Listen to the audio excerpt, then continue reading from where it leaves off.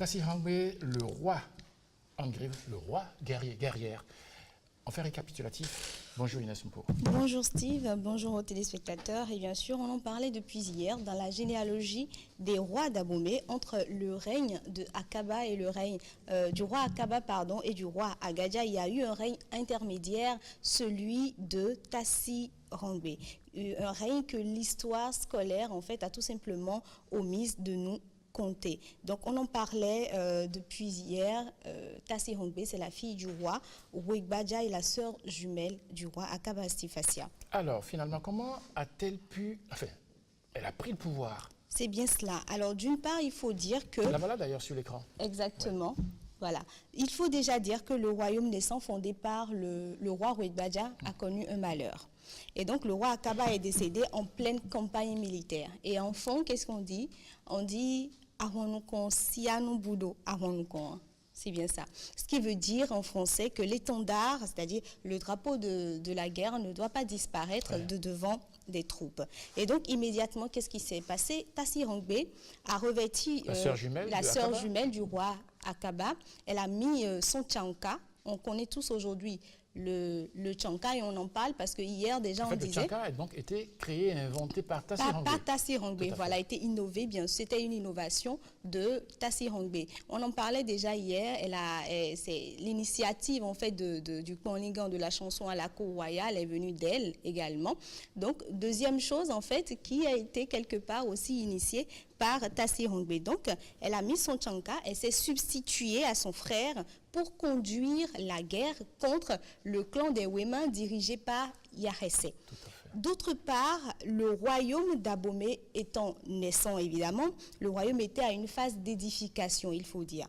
Et donc le fils du roi Akaba a été jugé en fait trop jeune pour prendre le pouvoir. Il faut dire que la notion de régence dans le temps n'était pas vraiment dans les habitudes. Donc, ayant conduit la guerre, je parle bien sûr de Tassi Hangbe, ayant conduit la guerre, remporté la guerre, ayant subi les mêmes rites d'intronisation que son frère jumeau le même jour, et en présence d'un successeur jugé trop jeune pour prendre le pouvoir, Tassi Hangbe, vous le demandiez tout à l'heure, comment a-t-elle pris le pouvoir? C'est comme ça que Tassi Hangbe a pris le pouvoir et c'est en ce moment qu'elle est rentrée dans l'étoffe des rois d'Abomey. Alors, la princesse Dohwe est donc devenue reine. Sous quel nom alors et quelle était la durée de son règne?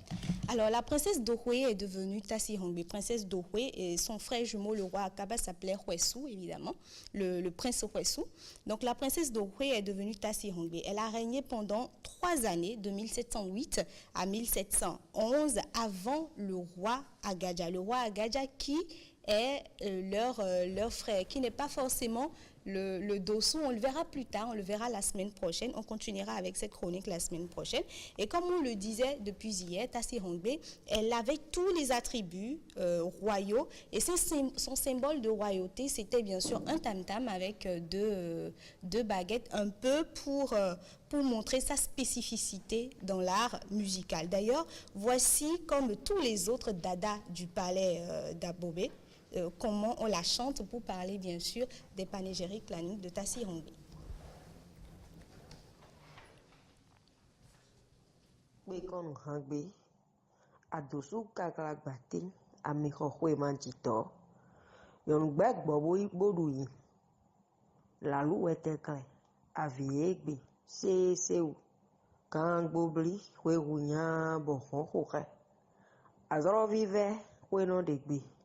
Yok povule mitrun nedu honu koma jagelu huevisado John Thomas laga tekire atoma agbo supo to agba ho ahovi miro ya gbogbo ya numina na ho huegbe.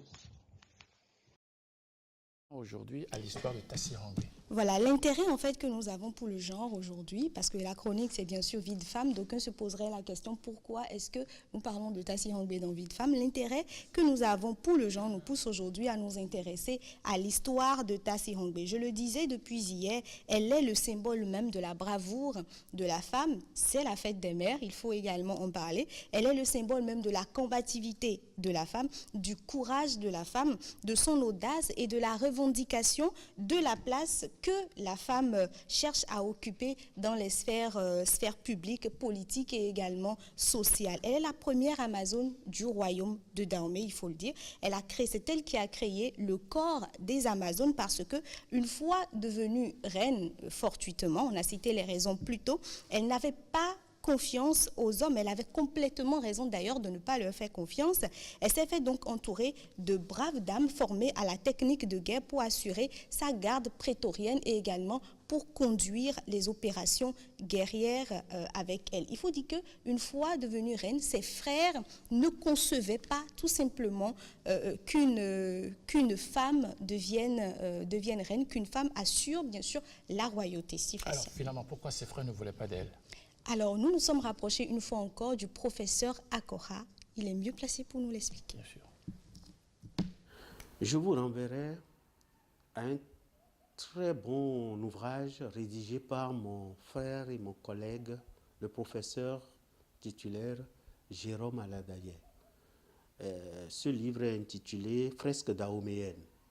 Vous allez, tout ce que je vais dire, la substance est tirée de là. Pourquoi on ne voulait pas d'elle? Parce que dans les 41 lois de Ruibaja, le pouvoir devrait aller de père en fils et non de père en fille. Les autres frères de Akaba ont eu peur que le pouvoir leur échappe définitivement et que la loi cardinale de leur père Ruibaja, qui est que le pouvoir doit aller de père en fils, que cette loi soit caduque. Si c'est une femme, les enfants de cette femme peuvent prétendre lui succéder.